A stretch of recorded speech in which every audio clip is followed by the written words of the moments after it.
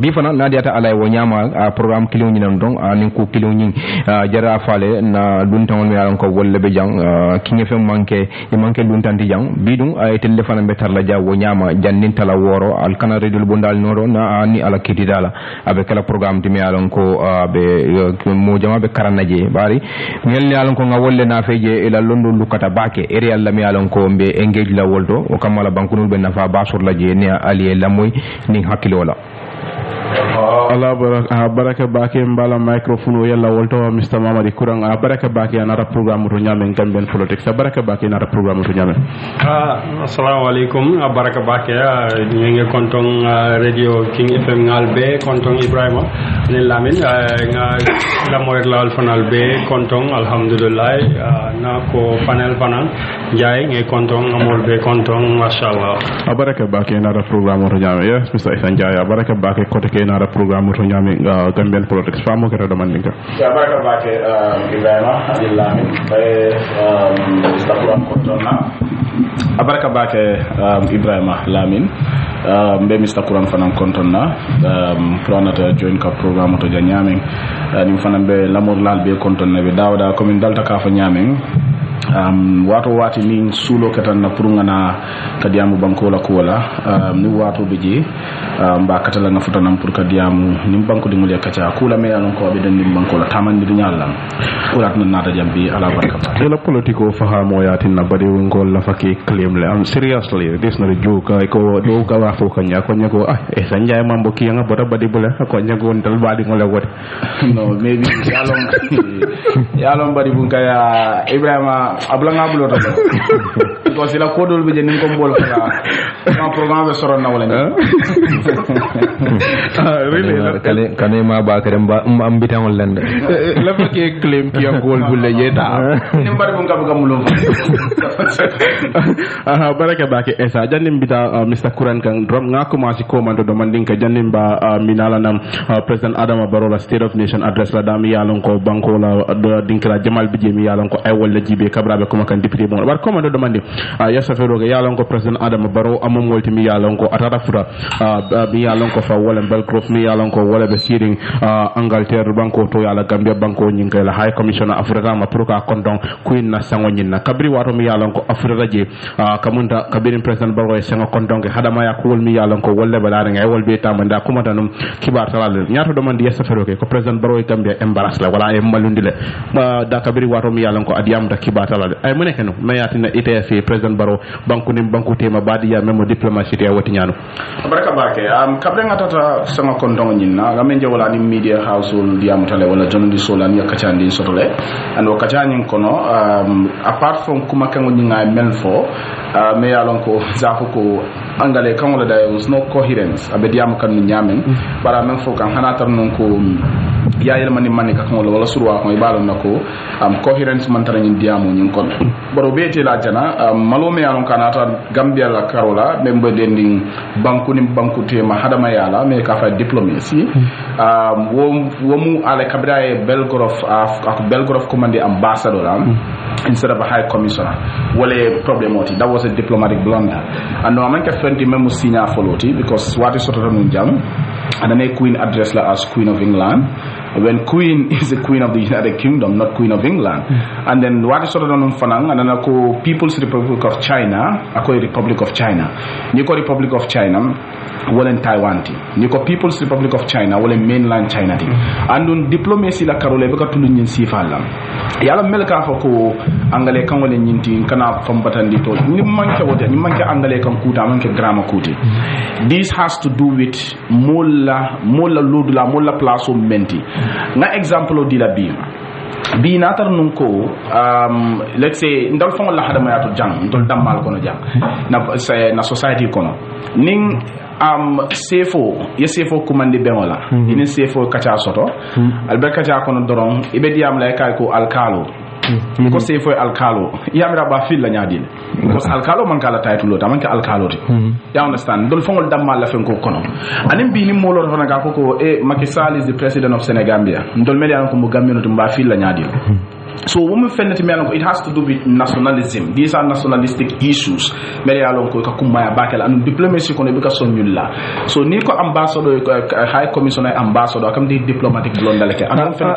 Mo jama biye me alon ko la londo maluka bake munanna ajanta kumalla ambassador munanna yanta kumalla high commissioner. In this case munanna yanta brizol la ni high commissioner kumalla high commissioner amayna ka kumanda ambassador. Amayna ka kumanda ambassador because you see ambassador represents an embassy, a country with an embassy in a country. Ikasi wole toya. High commissioner kasi banko le tola me alon ko high commissioner le soto o banko nyinkan. So angale li men soto Gambia jang wole mu high commission ti. Okay? British High Commission, Yolo Soto Jam. So David Belgrove is the High Commissioner to the Gambia, not an ambassador to the Gambia. So what more diplomatic terms so that you have to be careful. But sometimes more careful. At some point you want to blame people around him because in Yandaka some of these things fine, these are basic. But at some point fanang, lamin, you see, ntatala jang for sanji worola, ntatala more blame lamel be barobala. Nyum ko dol beje foy karang, you have to read. Book all beje le melan ko they have to do with diplomacy. Ni be nyaton kayala sako 21st century. Foy bukol karang. Hani tata internet or some of these things ikelo njele. So president wante malong, mantra sotiyari ngala malong fo aka read le bang, but at least mol ba bale nyanda fala noko ñun dol beje mu man na ka foy akam na ni be alma me ala jamon kon e salo kono farlo ni fengol ita ko moli o foy wala soro le nyanda mel karan like on to fondole ita alma mo dol beje foy o long foy karan. So atal mo president ñun ko dol beje fay wollon those are very basic wol may nakaka excuse so wala tinna nga saferoke andum kabi nga saferoke fana modol beje dol ya appreciate le ko it was a constructive criticism.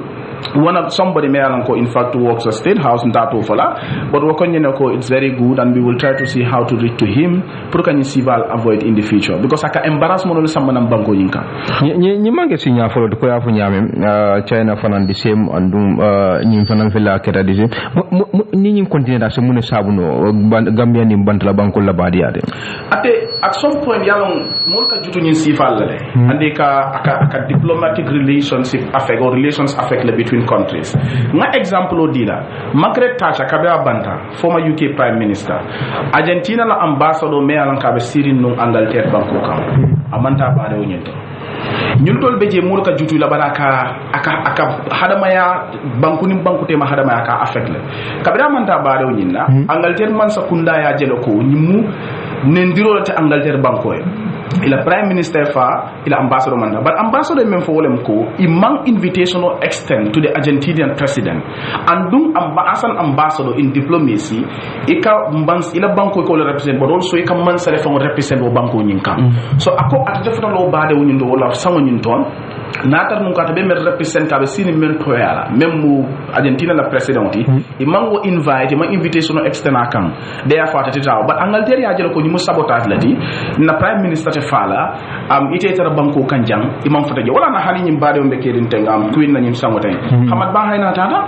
because aka banko nim banko te so ning People's Republic of Comment I mentioned Republic of China instead of People's Republic of China ma fole be on records that I Chinese all can fale to an extent that they had to write because ñu libe kany nga abaka kundinde comme nga fo ñani mo na jabe ko Macky Sall is the president of Senegambia ata dialan to be ni mu fenati ma banku di yaleng aka tare sondo mo le kono so president Barrow la ñu mistake ko dol bejin ndata fele mistake ko fam fenal mel yalon ko ñente hakilo to wata bake because no wonta send a relationship with other countries avec lole e ba jelo ko jutu delale Chinese China mainland China wol ba jelo ko ñindal itol mantaran to lakoto andata lo ta ko we are promoting one China policy ka je ko Taiwan be China la kono wala Taiwan ni China be mo kilimalti so ni na de ko blunders dol ke diplomatic blunders dol ke as a relationship ni affect me. Okay, yes, Mr. Kuran. Nga kumashini State of Nation address la ngela fanna jibe mi yalon ko wolem fankola karodi. President Barrow akumata je la fanna ji na dami yalon ko ayitandi ko government ni ikata multi mi yalon ko projection mi yalon ko yo woleke fanko ni na yurwala karol ya kanyandi de kamen ko bani modest la dami yalon ko akabe yurwala kemo keme sit la saba tombu woro mi yalon ko fan ay wala yitande anin fanna ko tengol do ay yitande ko serun sango mi yalon ko wala 2021 te banko la fanko ni akurota wala yurwara keme sidla nani tombululu kerefenti mi yalon ko ay wo yurwal soto hanatra ko coronavirus kerefenti mi yalon ko abekiri barako banko be yillari no ko be recovery sot la wala be kala molti mi yalon ko fanko la ko iba daka fund la nyoma iba sondi la nyokan iba jela ko yurwa nyin sitande yukureni rosia fana na kelo narana menna ra fanko ni aya batandi bake president la speech ngaje ngamira iya jele mune mu ila position ti wala tekti on ay même fo membe den fanko la karola assalamu alaikum nge kontong la moy lal be kontong mashallah katung ngamira ni ko state of nation wala mu banko be tembe jumale to sainteng photo president address for state of nation njala jero to anyanta kala menti wala mu membe caring sign thing yebem fo nga moyle ngalla moyle bari atondi di nin president be diamo la be state of nation address kala for economy lom for the tourism lom for politics o fanna kolbe tembo mento anyanta yitanila molla la senea amanke ko president anyanta tale NDP waranto planol me yalon ko yelandi 2017 o plan kilin membe 2018 2019 anyanta nala o plan to 2020 o plano le di molla hani mol mo tara o nyinin kaka mol man tara sulali woma sainte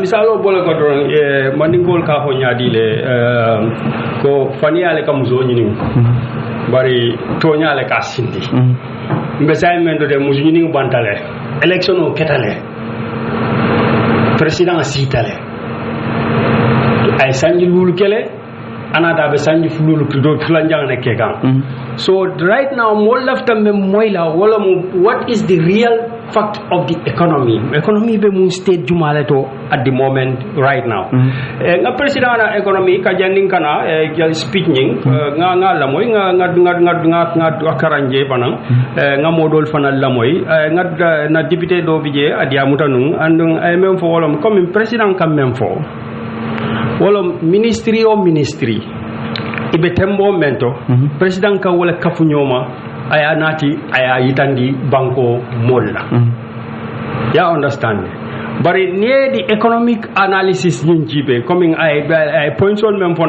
the economy ku jamal le bije me yalon ko president e bulako male at the moment right now I may discuss because right now Gambia no la sulo menti number 1 ite Gambia la economy discuss no la ima itandi mo la cost of living banko mbo feal dabe nyaadile batame be kerim banko kan imo itandi molla right yetata do yes statistics leta ya court ya pest ya present niko membe caring anyanta wala fola wala molbe wato men kono anyanta wala yitandila gambel economy be wato jumala mbe bulu jumala kono sande etama president anyanta mune fola wala yitandila time because economic issues membe Gambia banko kan asiata bakela at the moment inflation mu number 1 problem lati at the moment inflation wala nyinti ko fengal dabe nyamen at the moment onyanta yitandila mollale employment, the state of employment of the economy. The state of employment of the economy is ufanam impumaya ta bakela ufana nyanta yitandila molla. Now nga president ye point jumale resteng ye ngamere go 3% of the 2.6% growth for 2022. For 2022. Right, growth all of nyinti coming niko economy biya be kemele kunun inata bo bi abe kemening sabale lata kemokan I understand aka wala yitandi molla bari statistics may yitandi je 2020 I wala statistics for you understand it? 2021 for demanding, but right now I speech statement. I start with the pandemic problem, as the Ukraine problem also lakang. But am I the molla at the moment? Atebe mune kekang anala masakunda anala cabinet. Purunyim bata membe molkang economically how to remove it. Anyanta bondi la nyame. Absent president indicate in the president's economic report for the state of the nation. So omu kuleti me yalon ko jahali ku balam because state of the nation mo be nyanta wulla wala to ni wulta yeta ya ko nyina be caring president e nyina yitandi oto sama nyina be tarla ke. So itala view to is it that many yalon ko waiting ala ne ko president mantra mararin fanko atlam president di bari mo lebi je fanko karafa men wala be president filinde kan tamandiro nyanda kala nyame mbang wala president fango be mo filinde ka.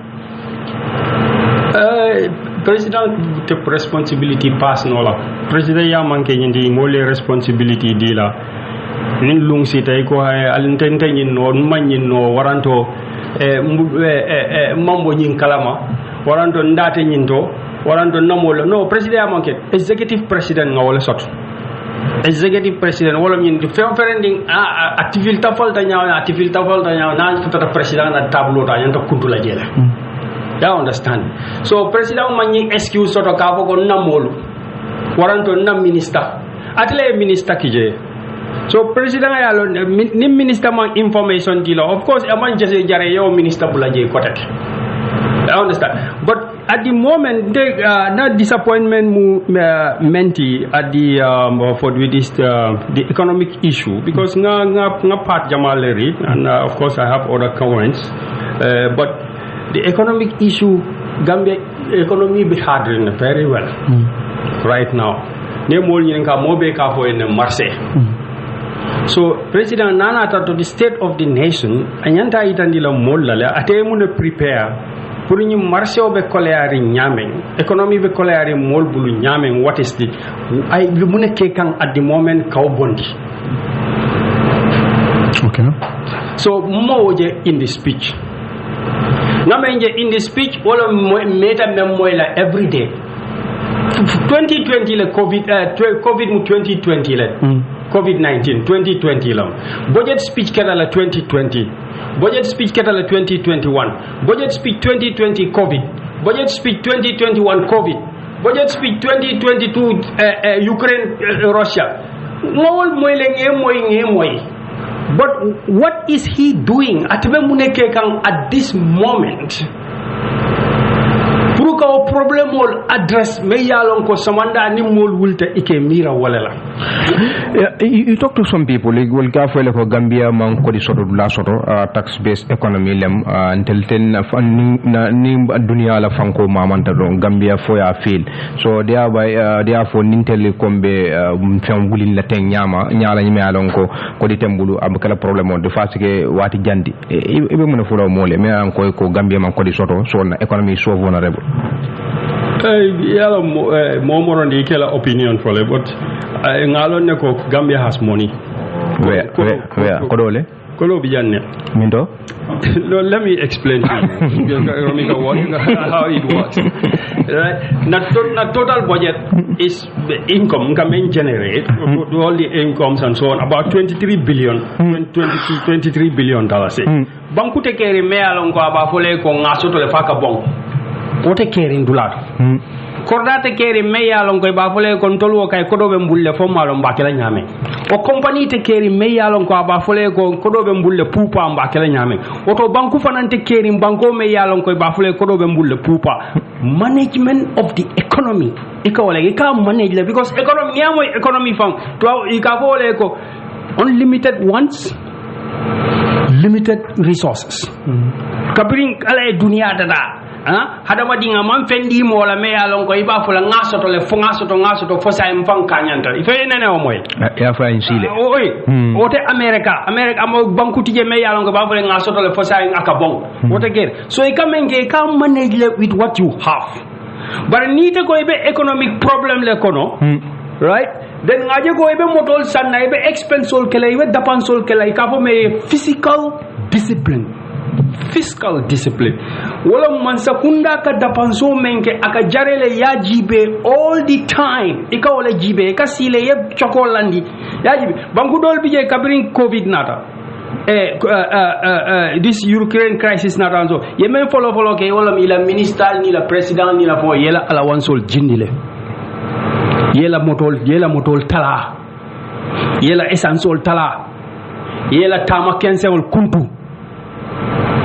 You understand?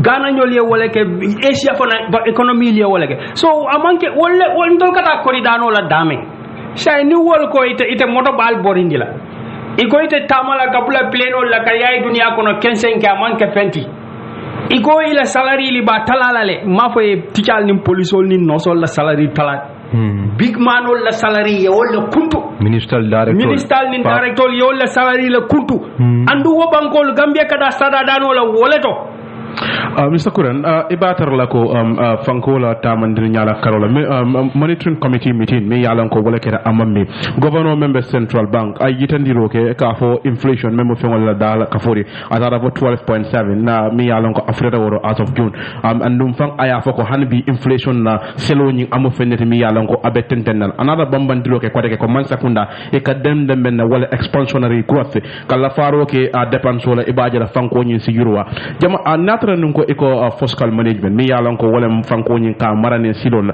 fula o tamandir nyal boldo fanko nyi ba sorna wala ya daira ko man sakunda daira woni e ka tama wala ka men ko man expansionary do you think the government abari jamal biji iko wala daraja da politician wala fi wala ka yurwa na fena munatina at this point it bala fla instead of going for fiscal eta contractionary ya ni ko contractionary or inflationary or expansionary amu double edged sword le abolo ko muro wado do lisa tano le yela kuol kala ya funtu yetabiro ka idea bare wado do lime akilo da ke bulo namale so the expansionary policy mean akafo tan wala masakunda ka bulo ele ka dapanso ke don already barola spito aitandile ko 5 billion 5 point something billion 5.01 wala masakunda e wala ta ka julol jo 5 point something billion or 5 point something billion to 1.9 billion dollars ye woleta ka bandala bankol joala bal 3.1 billion or 3 point something billion ye woleta ka julol me yalon ko ya tanteni telebulu mol ke la kodol me landi bankol ka di central bank la so ni ko expansionary policy ikamenke wolamu molla kodol me ke landi banki waranto ye banki nyol ka kodol ta ka mansakunda fuala ni mansakunda yo kodota woka akana ke problem wort expansionary kamenke wolom bawo sai mansakunda fana mba donto ka ite ba donto kam ni te futara je mansakunda ba donto la ite ba donto la be juma banki ba dila juma ba dila telefon ba dila mansakunda ba dila mansakunda sa ni adi mansakunda la ite bulu ken sanga be lola ite lafte la radio station lafte generator sanna pour la radio station taman lafte la restaurant tamanil lafte la taxi gele sanna ya invest je woto expansionary kamenke ni mansakunda ma bulo muta woda pansol me mansakunda ba ke kam mol mel ta business all yella ni kundil kala hani julundi ni lafta la bank ita soto no so what would you say to president wala point I mempo ko say mfelembe below na fina private public partnership kana wala borandi for considering the fact ne comme man sakunda be to kurin domestic revenue la wala don loan so le ka wala ta pour ko ke bayre jamal bije private entity men be banko nyinga ifana ka julo ta bank kilon ande kam mempo memo expansionary akana la ba wala private entity bu access to no julo nyin julo ra ka mem ta bank to hakilante fo e ka collateral bami yalla ko e ka wala nyine ga do you think this is possible aga crowding out like a crowding ka fo me economic ka fo me crowding out ni man sakunda mum birol ti me alon ko sembo warta ni na benta je ite mum birol ti me alon ko ibe bisikalo besiari ibe man konto man si man dasa man sakunda ke nyori janal so first thing me ibe man fala governor wala man sakunda e julol be nyorle I crowd out of the system already so say need that is the itola policy private sector private public partnership PPE ni mu jagono le dinko nga ni moy le kabrin jawara time ñu kana mo nene kabrin governor fa ata yalo ne membe keri yalo governor ka be nyapila mo la foreign currency kanja ye loi dundi kabrin kitikato ka dai fati fata ya itani ko loi bu ka economy tamandi mo le ka economy tamandi you understand ika good policies like ni lafta ila economy e survive bu ka boy sembole ben na be nyapila mo la foreign currency ka imaje ya bondi amantama so you realize like a sign Mansakunda cannot survive without the people also so private public partnership comme Mansakunda e mol nati ka investor invite nam businessman ol anin kol puela kol du kodo dundi ke wo mandiade o fana manke oti ko di ka ko dango drombe private public sector partnership like ha mol be la corona la yadi Mansakunda la ma ikaman jannim private businessman janna bala ko do dindila man sakunda ndeni de jannim ben ko do dila barola ana la governor na la finance minister ko ya la tamandinge yalla e be mira la ko je ni ngadi nyi governor la nyi ne moto ba me yalon ko ala essence bukasi nyi minister la essence bukasi. So the private sector do not invest when the economic policy of the country is not consistent with what they are saying. Ngam fo wolum janning investor bina fabe bola diaspora le bang fabe bola tuwa bol le abam fabe bola to inteni tele aba jannim ben na kodo na atlan ko private sector partnership mbadila man sakunda le la nim man sakunda e kafu business wala man sakunda me yalon ko na me joyta kuno la je. That's the government debt. Yeah. There is nothing you can do. Ya jamme julol menta jang hanibi na majo ya jamme tatale bar julol bi janne. But yet there is no default. There might be any incoming government would pay for you. But ngata esa njay kan esa ya fole num iko barola speech mi yalon ko wala ke National Assembly activities report of an underperforming government. Man sakunda la tamandiri nya wala tamandiro ka yitandi molla man sakunda mi yalon ko imantra kataka wala la kataka wol mu fenir mi yalon ko amam mol nyabonde mune asabu foye wo statement on wala yen ko mako baraka bake Ibrima kabring state of the nation address kanake koma be ko sama journalist dolen ko nga ko nyako fo bina jere bang lafta pour nga interview ke la reaction oje after the speech o the address ngay ko manta je ko munata nan kay ko because ngalon ko fente different la andung aman nan surprise because wala keta in the sense that activity report of an underperforming government leng coming nga fo nyameng la menja wolem ko we have a government that has been underperforming for 6-7 years now kabringa elect in 2016 now yalong mon nyande kilot lo ko kilinto is very dangerous in a country and gambe bo to monitor scienteng niya man sakunda soto me yalong ko ayalon ne ko banku dingol mo sifalti me yalong ko kuwol kake banko kanne hani man sa senala kuma ken sango fo molie ibe yalon ne ko mol ka diam la doron tilikilin tilifula doron akuway bang motek bulala konoma then we are in a very dangerous position nga menje wolem ko and this is very simple Ibrahim man sa eta ministry le kafu nyoma drong yela different call points all and different ministries ni ajibe dol be je fa man tabi kota page la tourism and culture wol ta man tabi half page fa ma half page fa aussi so just few points ibola kafu nyoma drong na siata 7-10 lines ibola kafu nyoma drong every ministry amutane ya kafu nyoma yadi president wala ayna ayari antuma karanno na kalabande asiya bat pour ka si doron kanyul kafu nyoma ka protocol mel fen fo mel yalon koy mantra kerim fan is very simple because ndolla nyim banko journalists or media houses e bambanda menna wala project kare be kening yata ya cover ya report mole but they will never make follow up wo protocol be nyame yajele bi neñing speak ñing compare and contrast with past speeches ibatara ko kudol mel yalan ko ye mention 2020 2021 halisa be speech kono wol project kol manta dulato anum be tasla bi in the next 3 years or 4 years iba murna ñing speech kan baroy president ay project sol mel fo jang wallahi batara ko niya ko kiskisi bake batara ko even half of those projects are not implemented wala be keri ñim banko kan so it is very easy for the president o na dorong hani primary school dinne so keno le en ka fama ka fu ñome kay ko si wala tinna akumata bake nim president o ñing diamoke akumata murnam parliament député wala ya ñinin ka kumo la da fama mel fo barata le man sale isi ñanda kan da ha ñi excuse la le ko experts le beje technician le beje wala be responsibility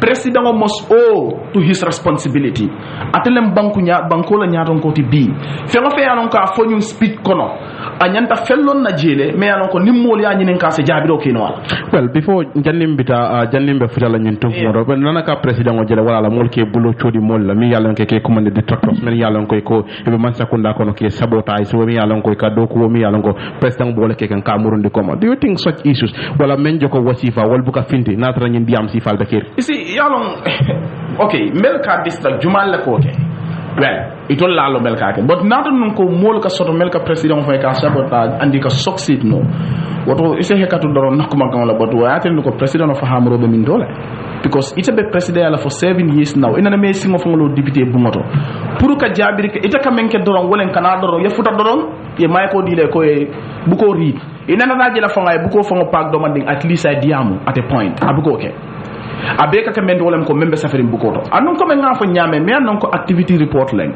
comme Mr. Kuraya fo nyame State of the Nation address kuma ko the nomenclature itself to nyim fang wala it should address the current realities of the country anyanta ka dia munela mol be yalon ko be mune face kan sainteng anon ku sababe nyim banko kan nim momo man dia mo lote man tara sulare Gambia la nyaato tara one is corruption yinan the cancer to our development suñaro be nyim banko kan dula malam fembo kacala la ba even airport suñaro membe ji nyim banko kan suñaro be dula beloto kan nyim folo ko the difference between ya Jammeh and Barola government is corruption under Jammeh it was centralized ya Jammeh ka suña ka bi mo ya bi dorom ay abulo le kan ay soro but under the Barrow government suñaro be dula beloto corruption dula beloto lung alala lung yalo nyim banko kan corruption scandal la ka finti nga même moy president même for the only thing he said in the entire statement wolem ko there is an anti-corruption bill in parliament mo damale moy but he has not showed any strong commitment I must strategy the soro o anti-corruption bill nga meta la dinjele because it at the president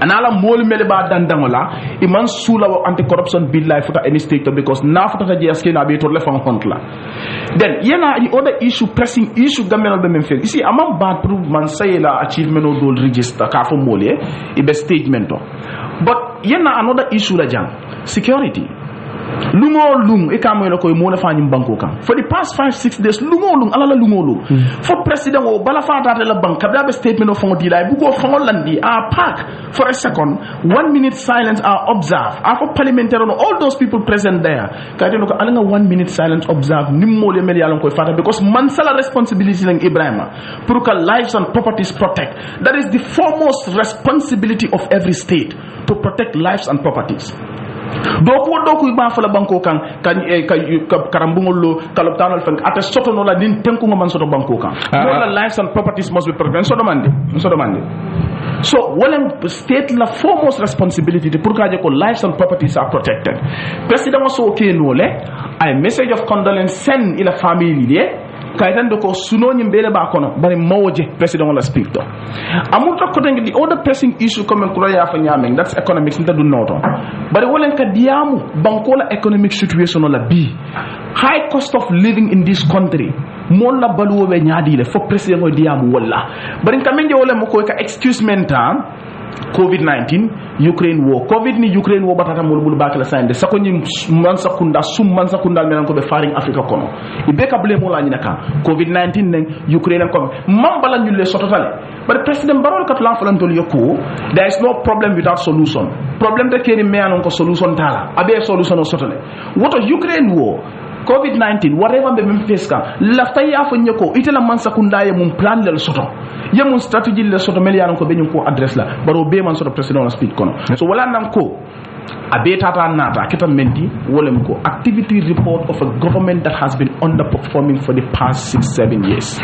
Mr. Njai, we also have a very naive National Assembly akamunta ilam futa bake because we are the executive failed to function near president nala mol mando ko ke banko liwul ni singuni bulol mu meldi wala National Assembly member at no point ngaje ye president kuskumandi nang ay nas charter ke banko la kol milango wala mol batandi kam minister ka kol ki jang ko yem fo corruption is rampant.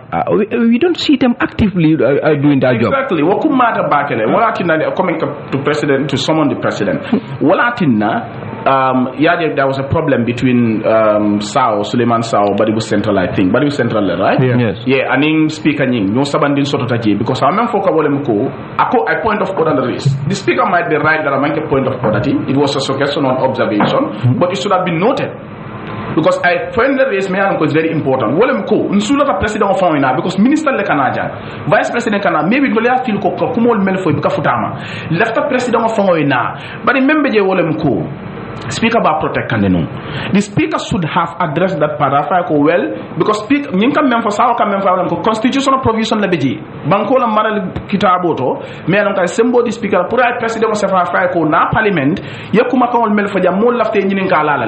Akam da niete kutuboke daro nasan imam ko molte nyininkal ni mol parite se nyininkal ya kutuboke wala kawandoke ne kawandoke mo itame kawandoke teme dale kawandoke mol betale nyininkala itata kawandoke la ja Ebrima ka fa nyokal tende nyininkal Allah min sanya nyininkal So but do you think, yes, sorry, let me come, because Yamira Nunko saw comment it is not even late. But in Yajibe, it sounds like for the past 5 years, well into my 4 years, it was normal for National Assembly members. But in a menje ser during President Barola's State of Nation address, or after the aftermath of President Barola's State of Nation address, the following Monday session to adjoint because Vice President wasn't around. Vice President was around America, United Nations General Assembly. So Kabiri Wamantara around, they had to wait for almost a week. Janni bina yetentem because Vice Manana Assembly lotala follow 5 murna. So ning Kamunda alafaka yele mandruke tamandiri nyala koteke. No, Ibrahim amanke yele mandiri tamandiri nyala. Well, that was I think you are getting it wrong. Amanke otide. Kule me anko anyanta kela. Abuka kenu. Wamanke yele mandiri kuti. Men nyanta kela doronga bole no ma pour weke. Amanke ko abe luale kono by force president nyanta nalale. Hani amanke by force te fongo fana long. But abe nyinyala men nyinyala wole mko president fongo na barata lenyu ko. So aman late. But do you think putting the business of the National Assembly at a standstill for almost a week? No, woman correct no. It was normal. No, it was not normal. Among correct, among nakaka, but hanator nunko, it was normal. Saying maybe family realize loko manyana kako nyama. Menyan daka alungo ke president fongo ina. So mama naka problem sotola. Anyanda for a time women, maybe anyanda kabri muntu menyanda address like what should have been done. But still now nanyin karo nyimbe muruna wale kambari there's no provision in the president compel ka force aina. Na left na wala na man labi. That should be and do joyele yenda okela. We have a very weak parliament. I agree with you entirely. We have a very weak parliament. This is the fact. But kukilimbeji, okay, ngamuru ko nge president on speech minto. Economic area ante diamulola because o manke na fannati. Mama di diamuta wala. But ni nata I other sectors mentioned. Tourism won't offer because quite a page like it was even a half a page. Yeah, tourism. Then ni nata higher education na. Okay, jani kata na foreign affairs ma.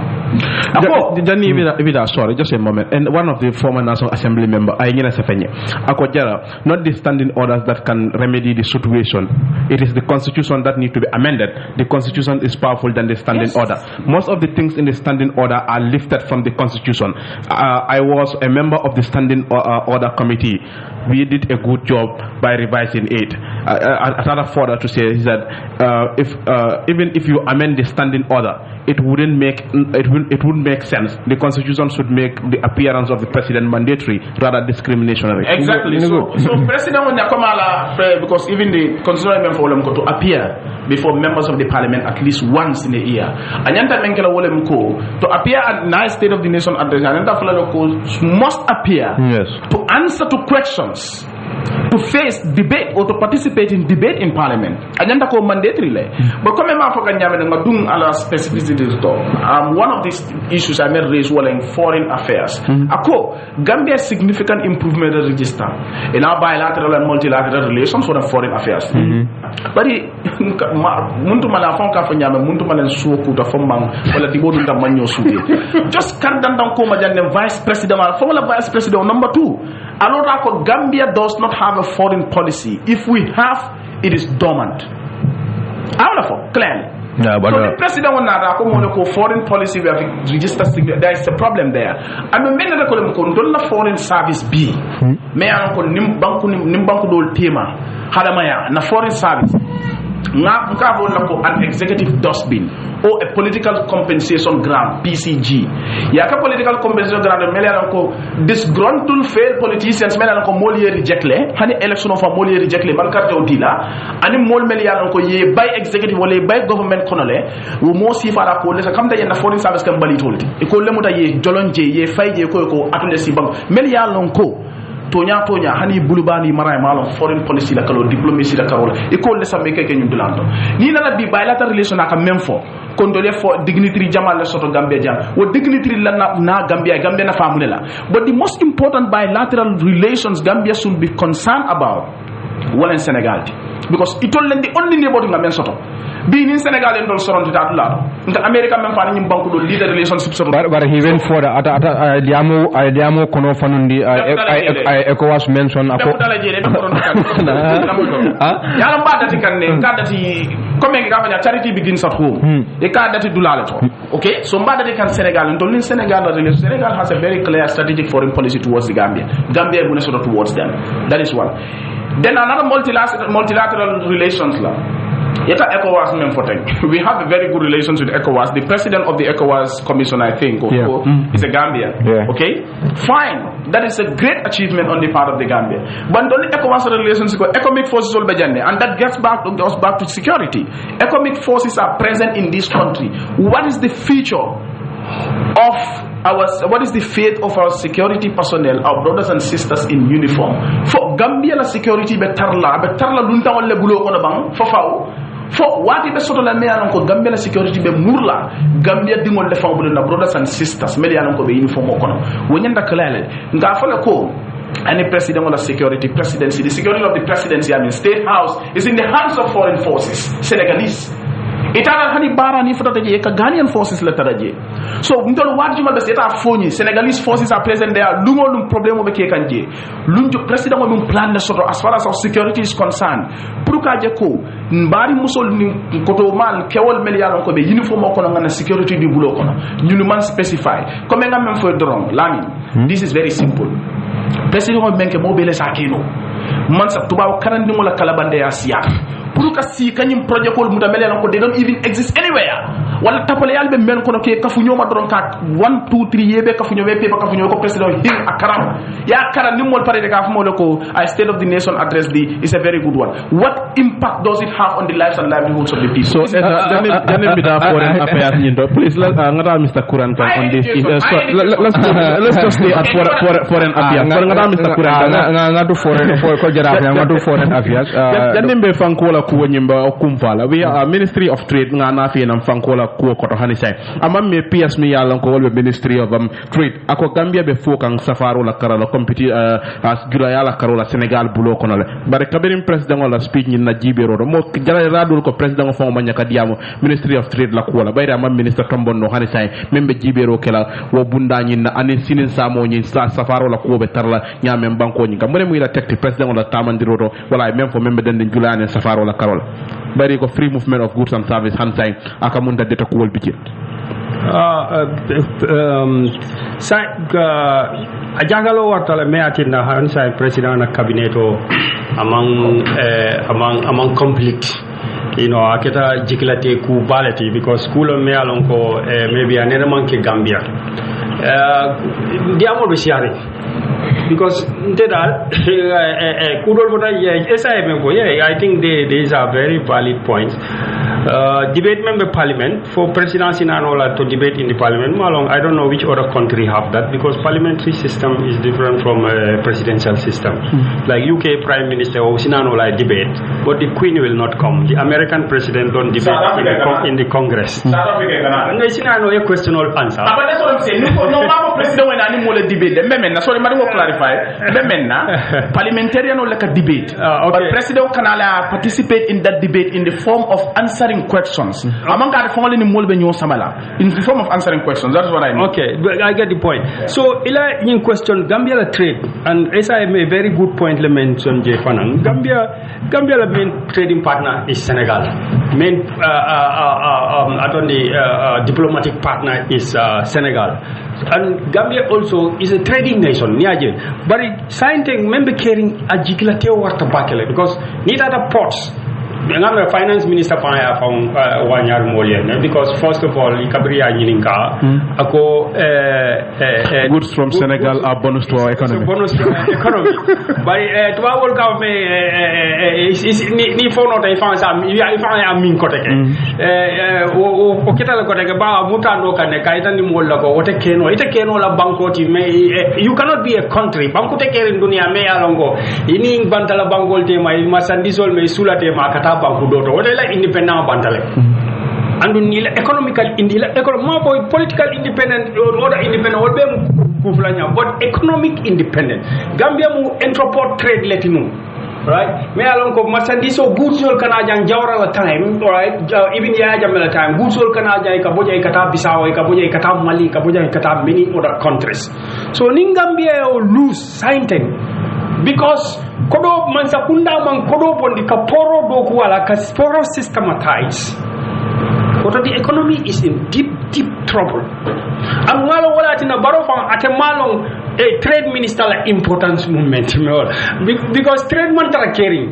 safaro mantara julani safaro mantara ke sa bolo ko karan na mu dulati ko bebe karan ya masandisol beji Dakar ni nata Dakar yena Kaulak ina karan because baro ya la mansakunda ya blobulale andu ngay problem o man faten the economic problem ni ko the economic problem bata membe mol kam beating right now masandisol dabe salary he go ake bono la nin ko manke men nyanta kala membrun la foreign affairs damento alon ko baroko banko na fa basoroje I will read second paragraph I mean for our partnership at the multilateral level have generated support for many projects in diverse areas of development. Furthermore, the foreign service contributed significantly to mobilizing support to complementing the country's COVID response when it matters. Agriculture, about 5 projects also ongoing on in agriculture to a tune of how many about 200 something, quarter of $1 billion, $234 million US dollars. That's quarter of $1 billion. So, honey B, Senela, we say, what about kunun Senelati? Barola Senelal, will never ya Jamel Senelal, Barola Senelal, will never Jawara Senelal. No? Hey, it's obvious. Baroman Senelal care. Baroman Senelal care, Baro Duntala air conditioner, Duntala Motokona, he don't care about the farmers. 230 something. It's 294 million. In US dollars. That's quarter of $1 billion. That's not small money. So agriculture obey is what? Workshops, seminars. But Mr. Kuran, you said President Kamunda Portla expansion. The president did highlight Portla expansion project. Amanda for that what state abe wallet, but he went further to say dry ports project pano in Basia. These are among the plans me along Mansakunda Laftaka Wal Taman. Do you think dry ports in Basia at this point? Akumayata. Saying port yalom Kabrin Samanata August ya itan ni wala loko saying a bigger problem than the port expansion. Because when Banjul is flooding like that and you look at it, then you know we have a problem.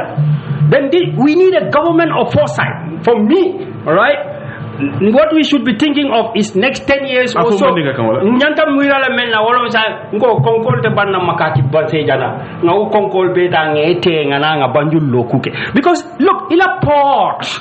If you look at the statistics, it at Singapore, Shanghai Mealonko is the busiest port in the world. Then you have Singapore and you have all these ports in the world. They are talking about 20-30 million containers within a year. Mr. Kura, for that involve huge money. Next 10 years, but I'm coming for a thing. I'm talking about right now. Right now. Poro. It's got a big problem. And Baroman solution o itandi mola because nin kudo mo baroti say ayanta vola mole ne ko Gambia marsandisol dabe kolearing ne andu niaje marsandisol dabe kolearing dola mansoto andu marsandisol buka jinyim jama bije buka jinyim banko kan ikata ji Senegal nyolle woto mbe fero menke kan say ngakodo jolle dundi poroto pour ka por la expansion okay anyanta vola mo ngo tababong wala baro tababong because look people have the Banjul rehabilitation project. Muna $1 million, $2 billion. But in the finance Carola, President Waya indicate revenue decline the first 2 months of the year by 14%. They had to re-strategize. Yeah, Ferrol and the Purukaje, Yalong for discussion at the beginning. Me speech from Jibe Baba Kedunda Kono. President Kadiamu 2020-2021 Kuolela. We're talking about the current realities. Look at it, even the tourism sector. Maybe I'll say Marco, 53 flights per week. since the beginning of 2021-2022. 53 flights per week. And 100,000 tourists. Gambia 53 flights per week. Tourism sector jibe. I will highlight. No, about 100,000 tourists. So near 100,000 tourists in 2021. 53 flights per week. Now flight can say on the canal pilot on. I don't know. Nobody's even asking the question. So Nina demanding. Sanyang can memfo to foreign affairs, multilateral. We have received supports. Abe Sadadano. Now, until 21st century, Gambia Nyanta Mansala Sotola Meyanonko will be thinking of how we are not going to rely on so-called development partners or multilateral agencies or partners we call them. We are talking about GRA Kadamaka Membondi. They are saying end of year they want to at least have $13 billion, which means every month GRA commence $1 billion is sealed. They are telling us that AfriCell can contribute to pay tax of $100 million every month. So, how well is the government managing this? No, but look at yearly budget we can present. You will come to conclusion. Rely on external support because even budgets don't life support all the time. Okay. Because even budget bail out. We have to rely on donors to help us. How is salary increment we are saying that the World Bank should sponsor it for a period of 5 years. Take care. So we have a government for 21st century abalafa water, but amanke maloti from 21st century ndol hanisa ndol katara diam kan multilateral agencies pour wole makoy ndol la support la wol ngari la wol lekam. It's sad. A visionary leader, a transformative leader shouldn't be talking about that in the 21st century. Ning Africa lafte fan sotola ndol kam même foko laftam fan sotolele lafta ka porfuta stade me alonko at least ngalom faye bu nyani horomo me ka nyanda tarankan ay tarankan ngoto nyanda ka taram miralele mbem fan sotolele ben na kol keno economic independence ni men kafo man na ka rely ka to rely on this nintel mo rely wol kan bantala bankol kan mbe rely la jumale kan anim be ko do so lamin sanyang ya jale nyim banko kan man sakunda ko do man kala problem moti yalla me mala problem moti iba spend la nyame nyim banko ko do men ka so suñaro men ka ke nabi ka ke nyim banko kan wallahi ndeni ten bi mbe sirin dan damen ndesila nyanga fako be sila dum fako ron bitale bang il faut nya bala handi momo fo moy lamin suñaro be banko kan kayra ka tinya kela wo damma nyim banko move so that is the problem bon kana jibe ka fako ha man oil la soto man natural so man nyin soto abe kala bande ya ko be janne akam ndaman sakunda ka men ka fu nyome ka suña yoko don Maroko well e nya balal de aman jare to no but do you think about Ministry of Tourism yes Mr. Kuran by president wala start kumo fo wala starting area for the pandemic hits the tourism sector badly, but we expect to bounce back soon. In 2021 the arrival stood at 102,460, marking an increase of over 14%, and the future looks bright. Since the beginning of 2021-2022 tourism season, 53 flights arrive per week.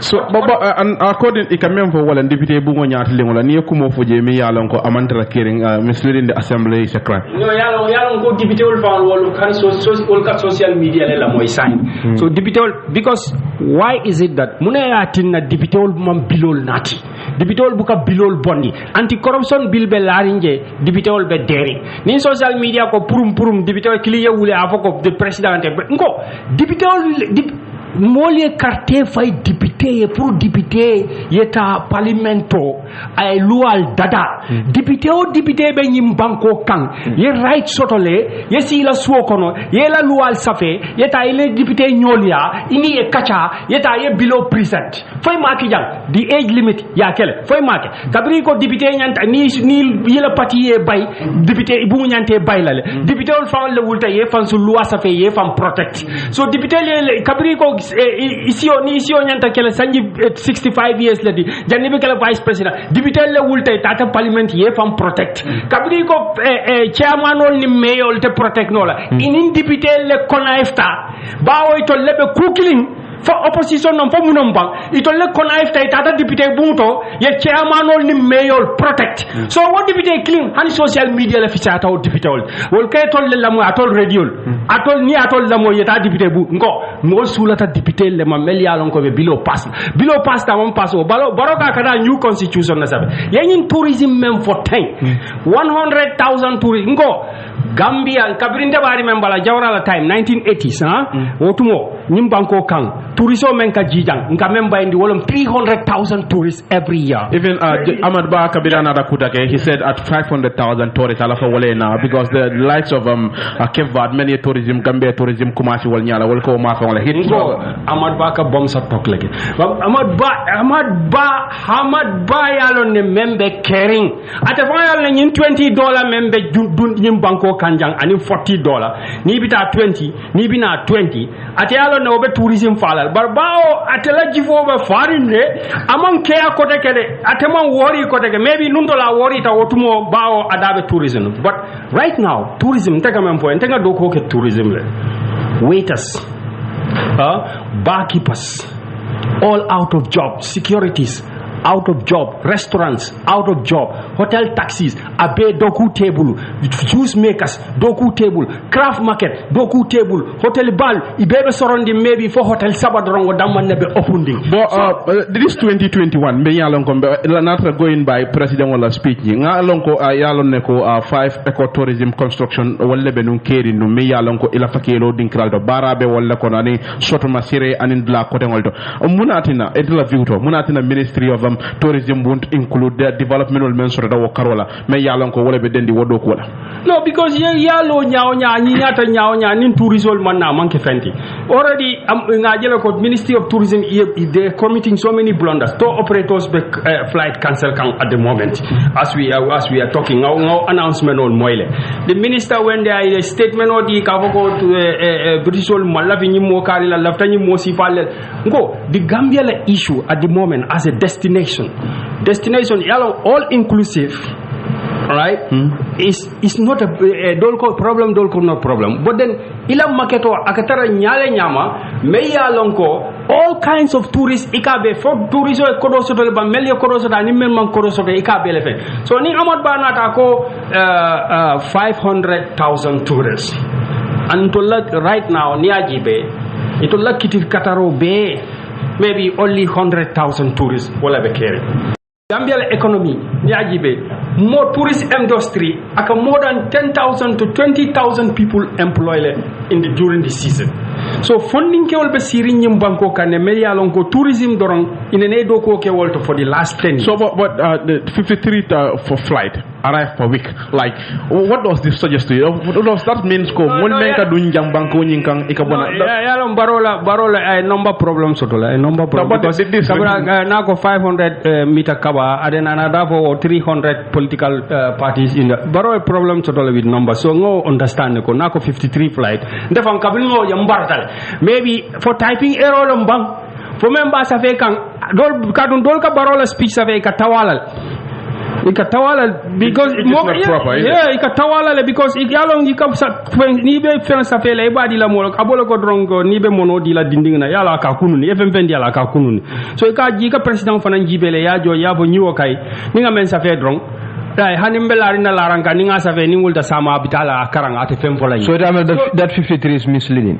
53 flights per week one flight mu jollet a calculate ba ila calculation ko ba ni ko 53 akonya di 53 flights per week yeah for 53 flights per week flight killing ka 200 300 tourists nothing all so ni ko 53 multiply by 100 omu jollati 5,000 so you multiply by 200 you get 10,000 right you multiply it by 300 in a full flight 300 people you get how much that's a lot of tourists so but where wale hot munatina hotel ol be sorondi mun dalile batina restaurant ol be sorondi na tara tubabo be bijang munatina dulal be sorondi wala mo nyende yalon quand même for numbers man important right is mostly low no numbers for anyhow but Gambian all be men feel kan wala important tourist industry mu nyim banko la barama balati because tourist industry ka moment employ nyim banko kan asiata bakele so ni ibel statistics fola ibel number fola bar hanibi hotel ol be torondi tourist taxi be loring restaurant ol be loring hotel dulal be craft market ol be loring si more understand Gambia tourist destination nyanta 1 million tourists total in a year. COVID be carrying na bari ne statistics jibe ne international statistics jibe. Iba bankol tarlaje media long ko places like Malta, Singapore, and so they are having millions of tourists. Scientific people be million tourists all million all lebe jikanje. So nyante fa nyinin kala silan to la Gambia dum munatina COVID banta. But hanonya mantu result. Mata short commercial break la ni motivation address te mi yalon ko president Adama Barrow wala ke Arami Salungo.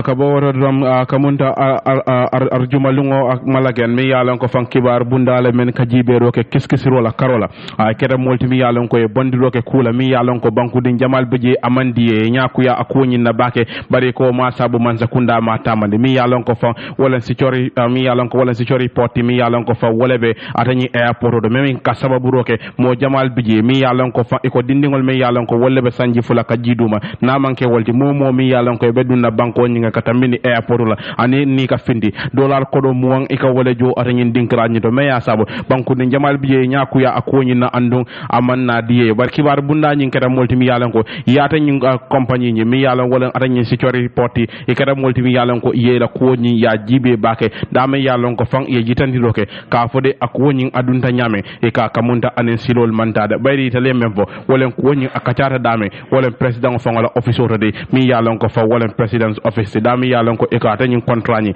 awati follow akira sanji tanade andu wonyama fa inata la fa yake sanji tang ani lulde me yati na kibatara ya itande ako sanji saba wala botaje sanji tang ani killing ata nyin contrat ni mu fendi mi yalon ko abe loring andum fa ko do nyin na dungo ana maranya ako waya sabu mo jamale siko soro ata nyin doku bunda e ka kuwol ke nyame waya sabu fa ako la kenya to mi yalon ko fa akamunda wala kera dilo ni wala atanyin contrat ni agara fendi mi yalon ko na fulo mantoro wala fondiro si gambe bankola même bita kanyana dala si million keme fula million tawara wala aninani wuli keme konondo agara fendi mi yalon ko ay banko dingol fondi o karo ni na mi yalon ko wolem na fulo nyinti yes lamin na fele mutana kabine mbora commercial break ni ya baraka baake mel ben no makam birim boda salola do filembe continue kan ko jara fa nyame ngundi amuta mbe wala mbe diamu kan ku jamala no me janni mbita break la membe den ni president la kuma kan wala même fo banko dingule ka tambe num banko la banta bato même national assembly ali amoy lun tam men ben fejang ya kono fanondi animi alon ko wolle mu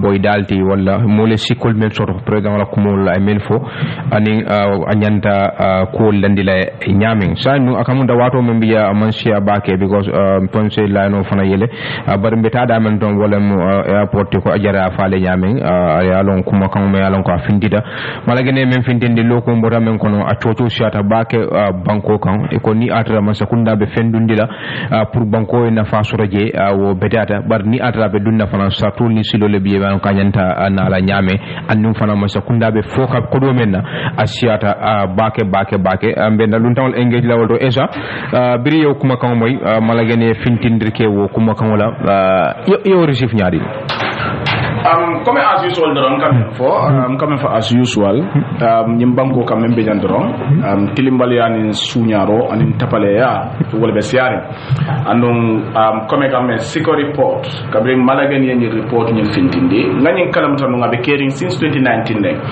contract nyim fenkanden it was implemented. I want to say I am on records nte mbe molle kono meliyem bankajo 2020 Cambodia na UK na tan flata airport do because security fi ko ndajo la ko itambo I was having money bari ngambane because I made it which fact it was you remember the draft constitution was rejected on a Tuesday so Wednesday they fly in the Gambia am futata o kamfa ben kono $116 million was wasted ngana after airport de ka fa ñoko $20 do ko manda jola anuma jo and I'm on record on that so men kake wolem ko ntema nje dulato mbes diam kam fangola man do londe maybe kurango somebody else has traveled to another airport ya jeje ndema nje Angleterre. Maje Heathrow at the airport there. Maje Jomo Kenyatta International Airport in Kenya. Maje Oliver Tambo Airport in South Africa.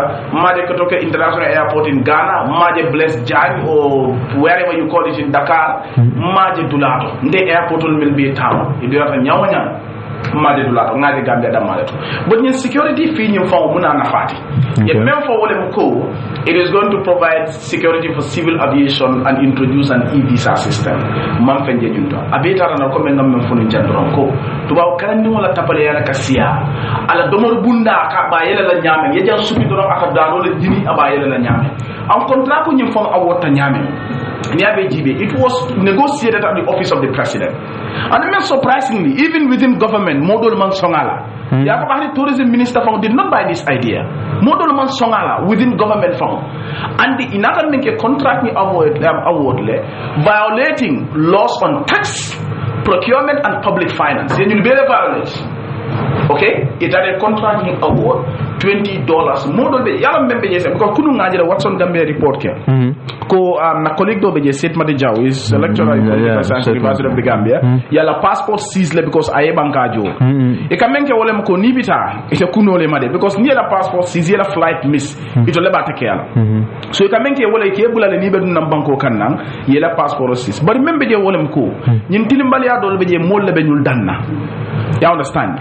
More labor balan naka Joe, it cannot security port fee Joe because at the end of the day, there's no proper accountability. Because coming the majo, definitely you go manda jola. More dolbe je mene majo because flight you kono sister dol jata pona US len, and the pig Brussels le. Kabin bina konye ko ha $40 soto nyanda kanyi jola tan ngai manda jola. Konye no bari majo ngai manda jola. When we got there, meli anon ko majo ko anna lial to safanala address. You told us of any address and that's how we left. But it's like, now I'm going to luale mu luar. Kalau ni tapale ate je luale mu. Mo bele nyanta kaju. Muna na dol bisa majo dol yajo. So your address ta hani bi ina namanda kumane ka fanya ko nyanta security fee jola 2020 man kaju. So kodo nying pana adaka do dame wala ko cash.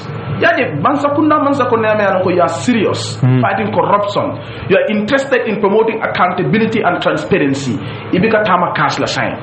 Cash payment ka for the airport ka kudo bandi cash ka jo nyulia. There's no proper it's not a how do you call it, there's no technology me ano nado nunko for an e-system payment la aka soto ila ticket nyunko ne ka be combine world of one can understand but abeka to rekana ka kodima kodo choro si me ka wole muta yadi nyulla aka dun damen inin alala lo so membe kerim banko ka wole mko nyin ko do le beje fongam bo fonga diamu nyulla molle be fambola ye nyum ko dol dang kada nyaadi wolem ko ke banka jo at the end of the day ye mella passport because you said man la passport seize le for immigration your right so that pour ka mo la passport seize maybe be fanjala court le I don't know briko cash aka jo cash le way hakilo wala ni menna wala ke susiro ko no commence kunda photo over 200 million 74 million dollars is maza kunda photo wala ita mera ko do me maza kunda photo ala ani ye nyi dilo men santen masakunda mun nafaso ni yabalan because me yala men be fondi la wala mko bi ni ko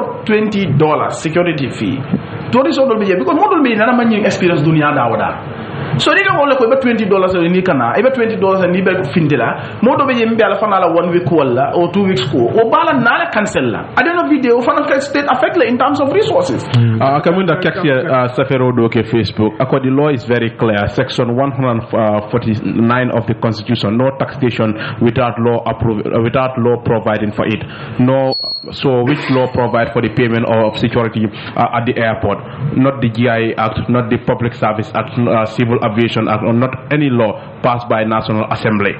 So section 149 of the Constitution, no taxation shall be imposed except by or under the authority of an act of National Assembly. It goes further under subsection 2. An act of National Assembly may make provision for the collection of tax proposed to be imposed or altered in a bill which has been presented to the National Assembly during a period of 4 months from the date of presentation, or such longer period may be specified in a resolution passed by National Assembly after the bill has been presented.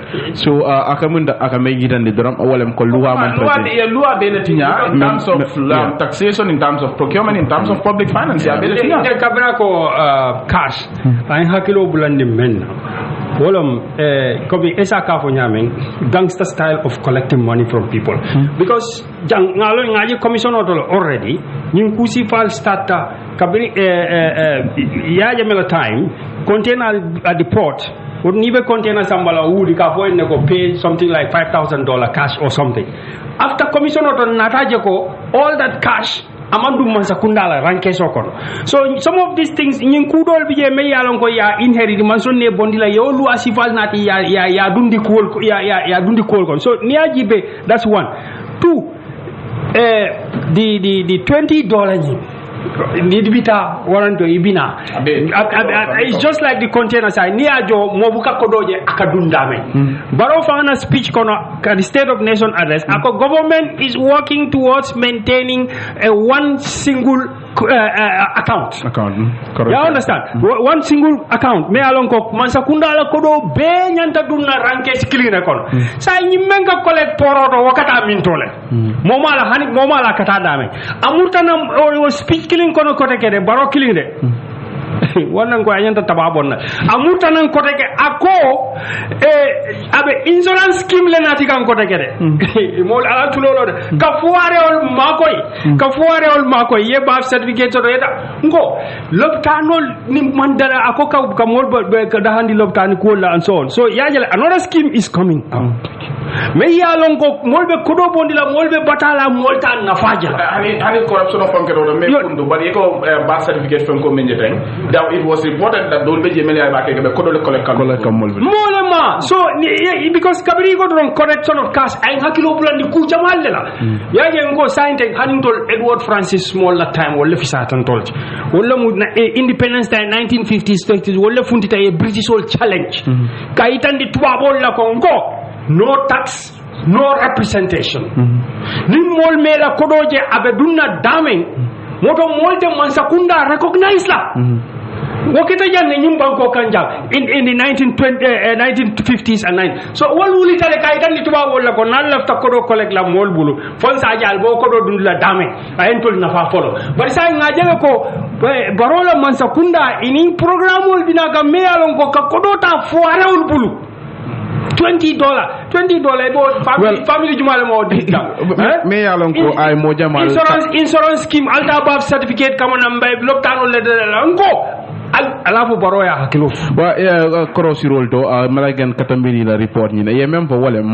compagnie ni mi yalon ko ko wala ko man ni security profit ni na wal mo multi mi yalon ko ko walka akamunda walka tanneta na at $10 lata Gambia man sakunda ka 5 ta civil aviation fanam walka $5 star word la ni so akamunda ko inara na imuna fang space sabala atani airport mi yalon ko wodi tel tax exemption fanam bi mi yalon ko ibuka namojo ko wala mi yalon ko wala be caring so ibaje la ko akamunda compagnie ni wala be banko susu ka lebe muna fa kam banko kabrim baro sita one of the things I menke wala department of the state house ngawji janne akava ko investment promotion department yeah headed by Yankuba Sedi 419 so nimol businessman ol nata banko kan ilafta dilo la wala ilafta kula sa ministerial bijele mel yalon kon ke jo ministry of trade ministry dol bije meyal ministry of finance investment promotion department ol bije ñul be na tax money wala kata kamol jo ka dokula jo pour doko ke ka business ol nati banko ka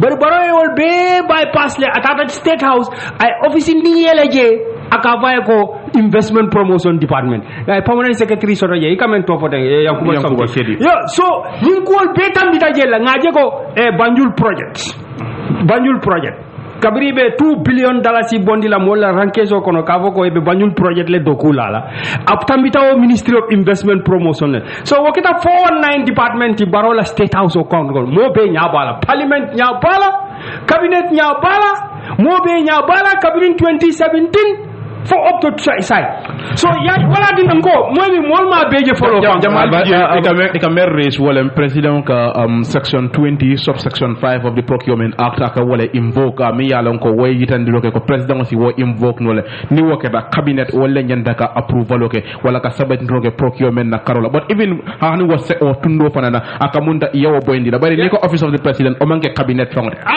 wala bypass ti wala because inga for your system wala kara ya jamebul wala tina all the bad things inherited because nga jala ko nying yala ko science single account ala speak to science ako one account government nyanta wala maintain so kabiri na ta drong 2017 wo account o me yelta central bank speak about special security account wo kabiri ngo futata commission oto recommendation ol keta ya itandi ko nying account ol be nyanta close la bar wa tara wo account o yo clear la keta al kudi sodi then ngam po eten department ol nata yele central ibe president na office o man kewti businessman ol yena banko kan mo businessman na de ya bay ngata president na office oto ngo state house man kewti nada esa ni njube contract ni kamunta nabi janne follow because men chat even men sign more than 10 years and no sanji sabada maletata how do we revise this benyin dan nanyo nyadil See, I'm not sure exactly what the law says about that. Man sakunda do muneki nula puruka develop contract la nga sign ta nga melong na basic understanding contract on yo tinya itele be compensation itele be joro kala at the end of the day. That is one thing. So ni man sakunda la contract continue. I'm not sure what of the agreement kabiba sign na but ni ba contract on yimfenka terminate law whatever they have to pay the company. But Jalaka Meng's side, I think maybe you are citing the GPPA, act or whatever. Meng Kadiamu, I think it's a single source that you talked about, right? No, aga member Walem, President Walebe, by invoke. It means like a process you will not no longer go to GPPA. The cabinet Waleba. Single source, I think it's the same thing. Let's talk about single source. Come and Banjul Katanyaming, Banjul Project Katanyaming. I'm not quite sure, but I think it's the same thing. I got it here, but just a moment. Yeah, so single source nying menkake wole muko man sakunda ka wala tinna Banjul project nying mbediam la demanding because kabiring president I said the president may order published in a gazette exempt any procuring organization from requiring the approval of the authority with respect to any procurement in whole or in part, and in such case the cabinet shall be responsible for giving such approval instead of the authority. Okay. This is the Procurement Act, Procurement Act, Section 20, subsection 5. President da procurement or anytime corruption. President na dokuti among president na officer dokuti. So member je wala muko. But would you be even not ever terena among me back just looking for a commando Minister of Energy Abujo I below dolandi walantuma miral yado landi deputy wal cabinet nyato and wofana yewo approve la mi yalan ko wala be den GNPC la ko trading products e mom wolti mi yalan ko akamunda president woni section woni invoke wala ay wo la tuku wala e bajale ko akamunda wotita procurement economic jungler is different from the other type of junglers. Because Parliament right now, Parliament is running on the Second Republic laws. You understand? More than to recognize that. 1994, Kabrin coup d'etat keta. 1997, new constitutional junta. Kabrim Mole Karte Fai 2016 ko baro en ayo new constitutional burka. But from 1994 up to 2016 lual dunta nyim banko kan ne melialon ko tilimbal ya lualum bari yalo ni ko mole tilimbal ya luwa wala mi kamira ko ka journalist ol arrest wadam monom tilimbal ya lual oh finance economic crime ka fo wala nan ko security junglers economic junglers well they are more dangerous than security junglers because economic junglers wol kata wol katin na dinding ka fa l'hopital to boro tije oxygen o tije konomal ka fay ka fo le economic junglers so say barobe molle natika man sa kunda kono melia lonko is very questionable nyela record jele during Jaya Jammeh time understand they were part of the economic system me yalonko this constitution me yalonko manya na tarlaje nga carte fay baroy to bring third republic baroy bang amanso no constitution o dundila o constitution o nabe dundila no ani loi le nyanta dundila me yalon ko abe ni loi me sengel be burukalale bari gambianol katara diamulale molbe diamula mol yamira ha carte fayta president ya bantale ko no amambang loi mom faling ngo fem mom fali ya jammele tata bari fem mom faling wala na mol ko ni ko system change han bi mol ma understand what it is what it means wala nyinti ko system o mem bi jannu the economic jungling system mem bija wala bija maybe security jungula wol tatale NIA disappear tale ya understand wol tina koteke the other ones melka wol muta suto wol fanal disappear tale ya understand wol fanal tina koteke bari the other jungulas bijanne melialon ko atondi njay ka fu nyamen kalale be bulu anim peno ikata parliament ye loi study le ye loi lonne ya lonne ko ñi loi ka wala tamandi ne ñin tamandi procurement be kelaten Gambia la problem procurement is one of the key problems. I think pour que wo invoke ñi mbeñin tonku ngomi yalla ko mbolo pour que corruption o kala wasn't wise. Yes. Yalla President Barrow Amman Sakunda mi ajiba bala fa warta because there is no difference between Jammela Mansakunda and President Barrow Mansakunda in terms of tilimbalia pour que sunya roke taxpayer bulum comme ya fa nyamen dro economic jungle men ka wala mu ko one Kenyan professor in Fako they are guilty of murder because ako men ya lon ko e ka kodome nyanta dun jana kende akuna ka borol sa loptano ka joramal sa lopta pour que mol jara mo dantan naka siyabe ka fu nyoma ya sunya woto mo mol mel yalon koy fatalo tano to bari borol masoro la joramol le masoro je pour que jara mel yo sunyaro ko public official mel yo sunyaro ko wolle responsible ta wala fa ko do men nyanda dunna silo kunna ka sila ken do doku accident wala kana soto mo danta yasiya be ka fu nyoma ya be sunya ni accident soto do silo man bete accident soto mol fata mo me fa na man ko public official mel yo sunyaro ke wolle be siyane barola man sakunda kono comme ngafo nyamin corruption o ya decentralized le aka sunya dawda e kanyi lo men fote nga e wala na Banjul project comme lafta ka reference make to Banjul project kabrim president sita ko mo le ko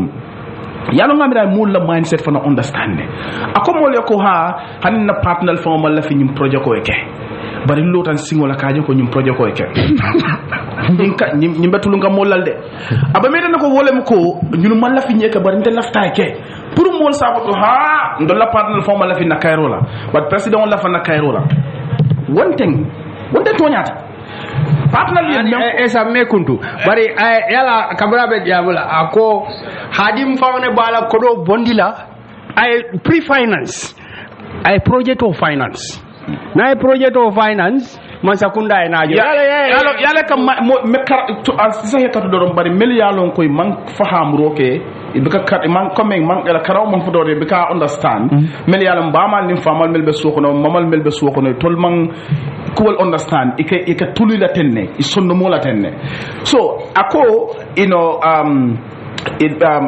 pre-finance obviously aw felenu banana mo volum ka tan lafta nyim project ko eke bari World Bank ni IMF advisement di President Barola 3 advice key among the advice wole kay ko single source ni me yano ko is in our laws and Allah loto Allah strengthen you have to change the laws pour que single source ni pour que because aka menke wole mo ko aka di procurement regulations aka wole be nya because menke ko man sakunda wala cabinet wala president ka sila do contract ko award mo kliye without even going through the normal way kay ko ñin luwañu dafal na ya jeme luwa la ñulti ifani bara ñabe kas wala man son ko do fo molé de kababe QTV interview la ako dinu man son ay ken telos laftay ke abo le mislead kan so même la moyer la le million ko president baro ñina fo o manke ko mo ñinti IMF ni World Bank ya advisement ya 3 advice nga among the advice lon ko GPPA la acting ala regularize ala luwañu faling bara man son ko do fa ko mo le ko ha man son ay ken del laftay ke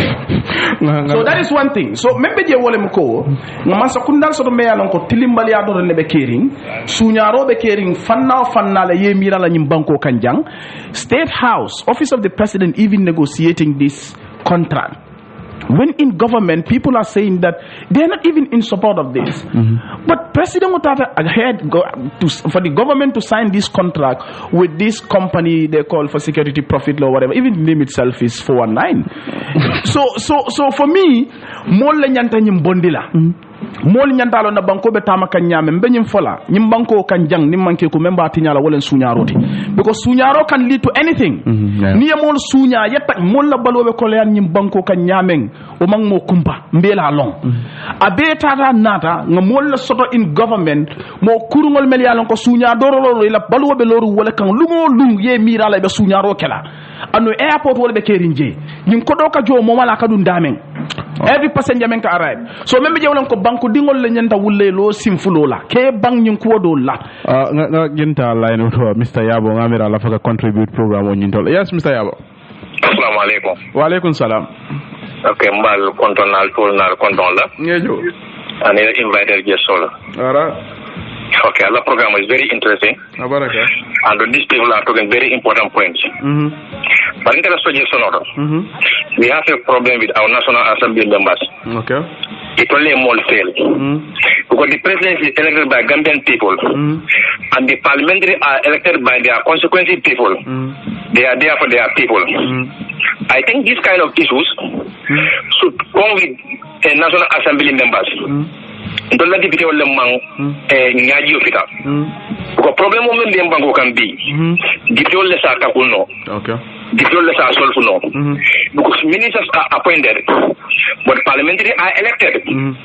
Look at our National Assembly members. Moji lekata la kundo after the elections. Men kata ge ani yesi kabanko la ko kata.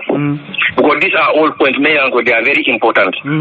As you follow through account as you follow Monday account as you follow full account any other way. Ni tare la kundo ni la multi de ko kundo la banko nyillan jurlan jur karre be tama kanje and woman ken don la banko la nyato tati. If next election came ibala ne be karro fa la jumale. You understand? Na individual fana basic in combo will not solve this problem. Na individuals should go back to their consequences and their region and work with their regional governors and their local government authorities. When they are sitting, they come to Banjul and attend the sitting. Bantu lagi bilo ni election ni karne pala ni waro sino tu mo lendi go to provinces. Nimme ni karno pa me akanyeda. Ibu ko jara kundora correct. Ni aya da rege sawale mo o fana badin sudu nem wala kulli lamu o fana ni men kulo sanyola le wala la family member sol so on tolle di grade de matar do nyaaji fi dakam nti am not blaming the president but I'm blaming our National Assembly members. We have been when we are looking for the position ngakale kuma gima ko mo le ni pala ko so ni même ko mo le ndu fulfill. Thank you very much. All right, Baraka Baka. Mr. Lamin Yabo, Baraka Baka. Yeah, I come from Mela Kumata Baka, deputy wall. Have been failing this country, and like coming parliamentarian do if we are not careful, this will be the worst parliament. Because Membeje Wolemoko, we have a lot of incompetent people in this parliament. That is our reality. So in airport security ko nyong kombe diam kamen right. Just briefly, mbafalo ko. Your contract in mensan according to the investigative report by Malagan Mulmel Be Lamoy Kang. Alalon ko mansakunda luati nyale tax la karola, ye luati nyale procurement la karola, ye luati nyale public finance la karola. So Gambian la battle le bulu. Nyin kuwal mel yalan ko be kering jang ya jamela jamano luati nyame be kerino luati nya kilingo le be kering fo gambianol be sidato le ka quartier fay député to le ka quartier fay président ngol ali be sidala la banko be tinyala tem bang mo kurungol mel yalan ko be man sakunda be suñaro kala lungolu pour ka je ko mole so fanyim banko kan mol be men domala fon tiloto aka kole bulum bari tole sak moro kele la enjoyment o ke lafta fengo fenne ya sotono ñine be keri ñim banko kan ali diama la parlementaire no lié ni wonde ñim banko will doom. Alright, nga line commander lalta line to 9947512297 walen number timbe commander lalta la dame 9947512297 walen number timbe commander lalta la dame 9947512297 walen number timbe commander lalta la dame. Hello. Hello, Nimbar. Nimbar. Albu kasara kan kasabe diare. Abaraka. Nimu lamin jatol di Sanyang. Okay, lamin. To ngamin bota dia mola. Ni telephone okay. Ay min fo digital to ntang sonta wala. Okay. Digital e mol fel bak. Ni no digital han tele me la jobe dami 45. Ena se ko de ko yi 30% ka fu 13000 ko fila joka. Modo be lorin pesang la data fu fano ka ko jo 2000 3000 abgat man bo to fonsot. Digital fo ya lon ko net 30% kafu ya barola jobe kala jelle bay mam barola jo mira de e tol ko wala be wala me manson ka jo fa to nyanda fula lo ko jo manyana intol la jo manyana ka do man kon la jo nyanda fella bay ma ke be ko le ni mi fonte ngol fo fa nam ngol dibitel hanji te kilinti ye mimbe ala moli absen ka be fon ko le ora e tol le mam banko tol le ko banko ti nyanyum ora baraka 9947512297 wala number timbe commander lal takandame 9000 947 5122947. Hello. Hello, Jara. Naam, ila radio tala wale jampala do mandinga. Limbara, udanya. Mi jang korran. Ya, la programme o important den ba tele. Abaraka. Ya, me sa pura kondo na ni ila ora manni. Ora, abe waka. Ya, ndala musliman fadera abu ko bata ma Jara. Ni mol fel bagale no president o tabu ka fono. Yeah, president o kay he have no clue, he don't don't clue. Comme anoni kura ko nyama ngata national assembly e pepa mendi la ta ko damala karanga buga enlightenment okay no. So ka pare mo jamala fata en banko kan disu damma mo no so men kata janga siata la he don't make any silence. You know, anyanta ka dibito wulin la e 1 minute silence ka about those people. Ane mo fa men ka ta nyanta ka sotol landi jay loi bambade mo le kay rande ko mo mo fa jang. You know, it face the consequences. Ane mo no fa men stable caring kan groko ka de sabu groko be banko kan jara is too much. Groko be banko kan jang especially banko ken wala mbang nyamo wala mbang no heroin a de banko ka. Dinu wala ka intoxicate le because dinu wala ka ñoo faat. Those days bu kay mi dafa dinu mo membe ñoo faat la say wala ka ñoo faat. So it's a thinking. Ora abaraka ba, thank you. Yeah, abaraka. 9,947 5122947 sol. Mbara. Allah ka para bakala. Abaraka. Mbe ta tan lamba jara baka. So abe o meka. Ya Ibrahima jara gambe kanu fo mo spell. Do kara di programme folo nga ku jama folo gambe interessant. Mo ene interessant nga banko ene. Okay. Ida la do ko nga jira nga file wala gambe do nimma. Sol tarole 9,947 5122947. Esa alkana tina wall today na tata woro ya fa moro jante the 9,947 5122947. Alors, il y a les gens dans ça, nous pouvons dire Ilimbara. Eza be mai kana. Yo ngo. Ale amana duwa ka kula bang. Ngaka. Moro. No, duwa da nyim bondila. Ala ko wala fal ma ko la ngal ma ko. Moro. Ko yo simolla. Ali moro mbatu ban duwa fa nambe jere da ngo. Okay. Tonya jimbago. Every week ka kutamala moy. Okay. Ngame go last week ko judiciary 11. Yana ko 274. Moro la o 400 million el kami fo o manna. Kene ko de ko fanam fato le nyama. Yo health minister fanana ala loka for national assembly intela ministry corrupta be do fanan liquidate wala nyama mo man ko moy. Moro go nyimbe da mi say. Abaraka. No alga dua. Abaraka 9,947. Esa ko janne esa ko ya jamela time ya jamme niso fata ya jamme dam ne ka nama ka mol kude bal say murobe mo bele bulu barola man sakuna minister bem president mo be na la murolo mo moron ni mba fam kude la dron ya mera obe mo ya mera niso be mo sira Investigation on Ibrahima ngamel fo yimbanko kan. It's good that I point him for. Judiciary $11 million in memfo ngamela sila be na 2 years sira. E ko ba investigate ngane more than 1 year. Ya ba hanisa investigation of police e mer fo wolem ko investigation as far as ba fen ka man ba hanisa. Wol na ta report la. Ba kole ala ba kala. Hello. Where you tara wale jampala? Jara. Na? Kana jele way. Go. Kana jele. Kana jele. Ako. Mol ko mo lay de be jelo la. Okay. Okay. Alkamen ko wo de jaro sababa kele. Jara inte manna wo to nata feri wo la ko to. Ferio, okay, go ahead. Feri wo je amanke molu batu ala to atamina loti. Marcel wole de tamina loto je. Molu nyanta feri wo batu la damento ikasije. Wagir damal idol damale beje. Tara ali futa wol to fana. Okay, me futa la je. Ni ko be tiñata le. 9,947 5122947 wala number timbe commander lal takandame 9,947 5122947. Hello.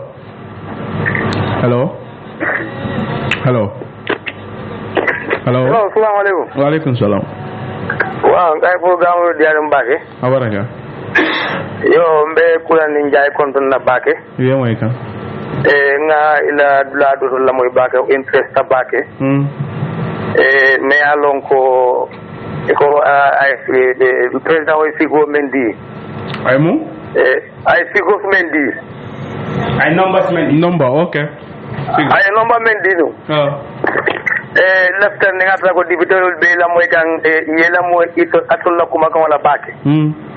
Bayro ngalon sama ito len nda ini bay president nanta benna. So question o dol beje. At least atene nyaaw nya like ikan sigo sol même poten. Flight jelle na banko kan. Toris jelle na at least bol be nanta kala kulit me alongo nanda dol nyinin kalale. Ora. So me kan la bake mbe jayla. Ora baraka ba. Ibiri idangin lato ye kuma kende jama fo. Ora. What not la fang maybe it will fall mu député wala be député bunto. Ye hadil imma men so roten. Abe beti ala bake. Ora baraka. But ngalo ngati nya nyim programme mo jamal ke la moyala. Adu mo jamal fana be la moy kangala. Ora. Asike no député do fana be je men ya lon ko fana be ila moy kanyun na tiya molla. Ora. Ebe ko mo do taale be jodda wonna. Ora. Bubi be ngin ngaro men kala je ala baraka. Baraka, thank you. Gambian only la reading habit. Let's see what happens tomorrow. 9,947 5122947. Wala number timba kumandilal talbam. Hello. Hello. Naam, inimbara. Manam bakka chala moy ka. Ora. Be diar mbas. Okay. Baren dolbe damen don tutala. Agon tutala ko kato ko men bebe ko kono membe ka sat. Yemen ko duwata bonne no lawol kono molle be singotale yallo praya barka ko be duwala gala wala ba bonde wata bonde wala fa ngal duwala fa sono men be jam ata bono la de fon le singollo na kele na bonde wodro na sa bonde baraka 9,947 wala nomba timba kumandir la takanda me kumandir la la bango be wala tala jannimbe fintila studio nyin kono bayri radio do ko mo watol hello.